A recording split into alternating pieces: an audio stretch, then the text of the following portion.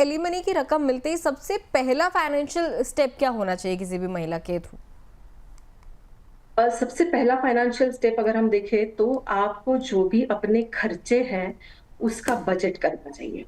जो भी आपके खर्चे हैं उसको आप पहले लिस्ट डाउन कर लीजिए।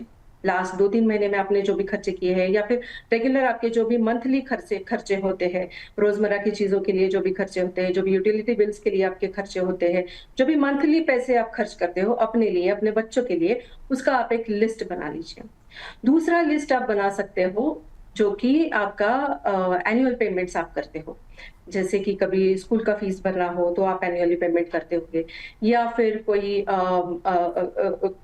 प्रॉपर्टी टैक्स आपको पे करना है तो वो भी आप साल में 1 बार करते हो या फिर साल में 2 बार करते हो। तो ऐसी सारी चीज़ों को आप लिस्ट डाउन कर लीजिए। उसको लिस्ट डाउन करने के बाद, उसको जोड़ने के बाद आपको ये समझ में आ जाएगा कि नेक्स्ट अगले 6 से 12 महीने में आपको कितने राशि की ज़रूरत है, कितने रकम की ज़रूरत है आपको नेक्स्ट 6 टू 12 मंथ्स में जो आपको ज़रूरत पड़ेगी जिन पैसों की। तो अगर वो रकम आपको पता चल जाए, वो नंबर आपके हाथ में आ जाए, तो आपको सबसे पहले उसको इमरजेंसी फंड के नाम से साइड में रखना है। तो ये सबसे पहला स्टेप होना चाहिए। इमरजेंसी फंड आप यूटिलाइज कर सकते हो इमरजेंसीज के लिए। जैसे ये नाम संकेत करता है कि इमरजेंसी मतलब कोई अगर मेडिकल इमरजेंसी आ जाए या फिर कोई सडन कोई होम के हाउस के लिए आपको मेंटेनेंस करना पड़े या फिर आपके गाड़ी का मेंटेनेंस करना पड़े, तो ऐसी जो चीजें हैं जो कि अनप्लान्ड है पर आप उन खर्चों को इग्नोर नहीं कर सकते हो, तो ऐसे खर्चों के लिए आपको वो पैसा जोड़ के रखना चाहिए जिसे हम इमरजेंसी फंड के नाम से समझते हैं।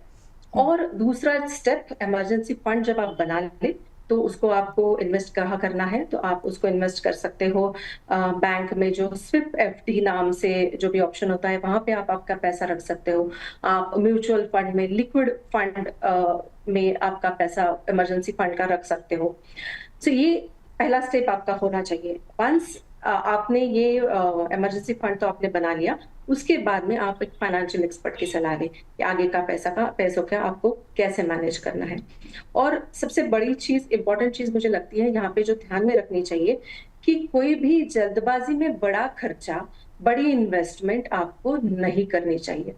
तो मुझे लगता है दिव्या ये सारी चीजें हैं जो वंस यू रिसीव आपको जब एलएमडी का पैसा मिलता है तो आपने ध्यान में रखनी चाहिए।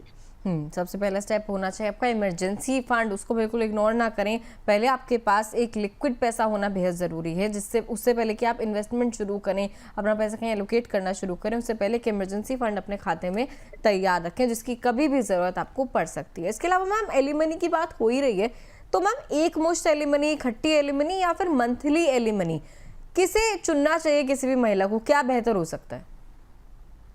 ये डिपेंड करता है आपका रिक्वायरमेंट क्या है।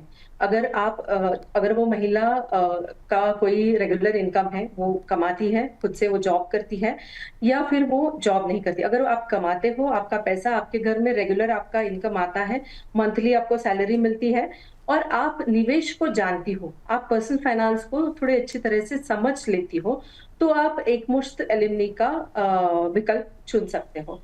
पर अगर आपको जॉब नहीं है, आप खुद का कुछ आपका इनकम अभी तक नहीं है और आप इतना निवेश को समझती भी नहीं हो, तो सही रहेगा कि आप रिकरिंग जो भी है या मासिक एलिमनी जिसे हम कहते हैं, उसका विकल्प चुनें। ठीक है मैम, चलिए अब आगे बढ़ेंगे। अमर उजाला दी बोनस के अलग अलग प्लेटफॉर्म पर हमारे पास कई सवाल आते हैं, उनमें से कुछ सवाल लेने की कोशिश करेंगे आज के शो में। सबसे पहले सवाल लेते हैं रजनी बालाजी का, आगरा से इन्होंने सवाल भेजा है।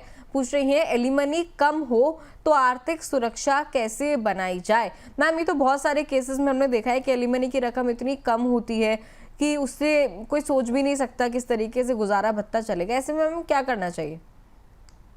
जब एलिमनी का रकम कम होता है ना, तो आपको सबसे पहले तो ये समझना चाहिए कि आपको आपका सोर्स ऑफ इनकम बढ़ाना चाहिए।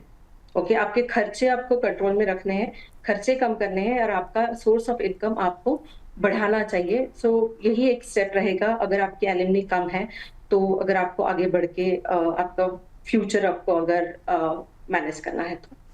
ठीक है, चलिए अगले सवाल पर चलते हैं। नेहा शुक्ला लखनऊ से पूछ रही हैं बच्चों के भविष्य के लिए सबसे ज़रूरी निवेश कौन सा हो? मैम, आफ्टर डिवोर्स, तलाक के बाद बच्चे अगर माँ के पास हैं तो फिर उनके आगे के भविष्य के लिए, फ्यूचर के लिए किस तरीके का निवेश सबसे सही हो सकता है? बच्चों के भविष्य के लिए तो आपको लंबे समय के लिए निवेश करना है। अगर बच्चों का एजुकेशन, अगर हम बात करें ग्रेजुएशन के लिए उनके आपको पैसा लगना है, या फिर पोस्ट ग्रेजुएशन के लिए आपको उनके लिए पैसा इकट्ठा करना है, या फिर जो भी स्कूल जाने वाले बच्चे हैं, तो आपके पास 8 से 10 साल का अगर समय है उनकी पूरी उनकी आगे की शिक्षा करने के लिए, तो आप उसको एसआईपी के माध्यम से म्यूचुअल फंड में आप निवेश शुरू कर सकते हैं। थोड़ा-थोड़ा निवेश आप शुरू कर सकते हैं, तो आप उनके लिए जो रकम लगने वाली है वो आप इकट्ठा कर सकते हो। डेडिकेटेड फंड आपका होना चाहिए जब भी आप बच्चों की एजुकेशन की बात करते हो तो। वो एक स्पेसिफिक फंड आप अलग से बना के रखिए, स्पेसिफिक इन्वेस्टमेंट आप उनके नाम से शुरू कर दीजिए, तो आपको वो आगे दूसरी वाली इन्वेस्टमेंट्स के साथ वो मिक्स नहीं होगा, और आपको जब चाहिए बच्चों की एजुकेशन के लिए ही वो आप उसको विथड्रॉ कर पाओगे। दूसरी सबसे इम्पोर्टेंट चीज़ इस केस में मुझे ये भी लगती है कि अगर बच्चे माँ की इनकम पर डिपेंडेंट है, अगर उनकी माँ जो है वो कमाती है और वो भी कंट्रीब्यूट करती है बच्चों के एजुकेशन के लिए, ओके, सो वो एक्टिव इनकम को हमें सुरक्षित करना भी बहुत ज़रूरी है, और ये सुरक्षित हम कर सकते हैं with the help of term life insurance. तो माँ के नाम से एक टर्म लाइफ इंश्योरेंस पॉलिसी खरीदना यहाँ पे बहुत ज़रूरी है।